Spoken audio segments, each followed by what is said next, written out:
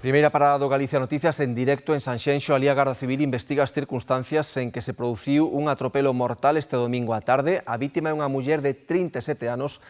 Alejandro, contanos que é exactamente o que sucedeu aí nese punto onde estás. Pois Raúl, este tráxico accidente aconteceu contra as 7:30 da tarde nesta estrada PO308 ao seu paso por Areas, no concello de Sanxenxo. Todo parece indicar que ese vehículo perdeu o control cando intentou esquivar outro coche que estaba estacionado á altura dese paso de peóns que poden ver tras de min, invadiu a beirarrúa e levou por diante a esa muller de 37 anos e tamén a súa meniña de curta idade que ia no colo da súa nai. Unha das principais hipóteses que se baralla agora mesmo é o exceso de velocidade, xa que se rexistrou unha freada a 60 km/h cando este treito está limitado a 50 km/h. Iso sí, este condutor deu negativo nas probas de alcohol e tamén de drogas. Ata aquí desplazáronse os servizos de emerxencia que intentaron reanimar a esa muller sen éxito e tamén tivose que trasladar ao hospital de Montecelo tanto a esa meniña como tamén a nai da falecida, esta última xa que sufría unha crise de ansiedade. O atropelo sucedía contra as 7:30 da tarde deste domingo na parroquia de Bordóns, na zona da praia de Areas, na estrada PO308 que une Pontevedra e Sanxenxo. Unha vía con moito tráfico, sobre todo onte, coincidindo coa calor e coa trasfega da saída das praias. Segundo datos da Garda Civil, produciuse un accidente múltiple con 4 coches implicados.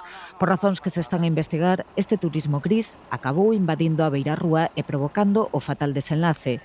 Algunhas testemuñas apuntan que un primeiro vehículo se detivo nun paso de peóns, o que viña detrás bateu contra el e a partir de aí produciuse a colisión múltiple.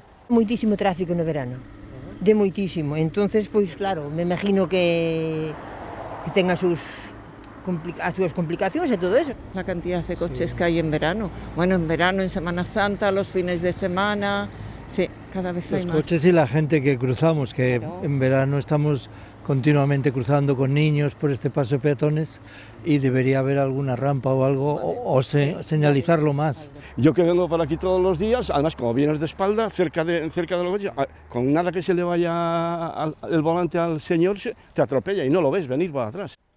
O coche levou por diante 3 persoas da mesma familia.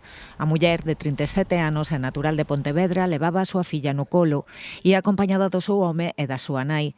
Tralo atropelo, a muller sufriu unha parada cardiorrespiratoria e os equipos de emerxencia non conseguiron reanimala. A meniña de 2 anos e medio levou un golpe na cabeza, foi trasladada ao hospital, pero non reviste gravidade. A nai da falecida e a avoa da pequena sufriu unha crise de ansiedade.